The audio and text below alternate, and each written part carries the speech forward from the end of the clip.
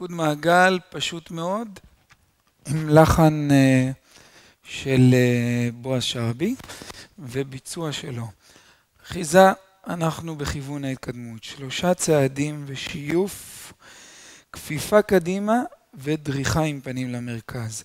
2 סיכולים פנימה, כפיפה ועם רגל ציר, פונים ימינה 3/4 סיבוב, פנים כתף ימין למרכז. נסוגים לאחור, שמאל ימין שמאל, שוב נכנסים פתח סקל, משקל ופנייה ציר הפעם שמאלה, וצעדה תימנית. זה כל חלק א', נעשה אותו ברצף. 3 צעדים שיוף, כפיפה קדימה ופונים למרכז.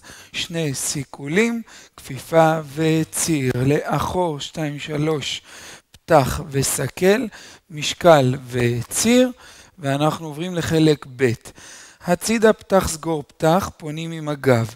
פתח סגור פתח, פונים ימינה ולא שמאלה, פתח סקל עלה, וצעדה תימנית, כל זה שכתף שמאל למרכז.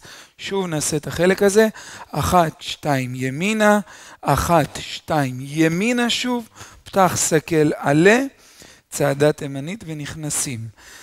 מים 2-3, זה לא ממש מים, סיכול לפנים ולאחור, צעדה תימנית בשמאל, סיבוב ימינה 3, כפיפה תוך כדי סיכול, חזרה ועולים על ציר על שמאל.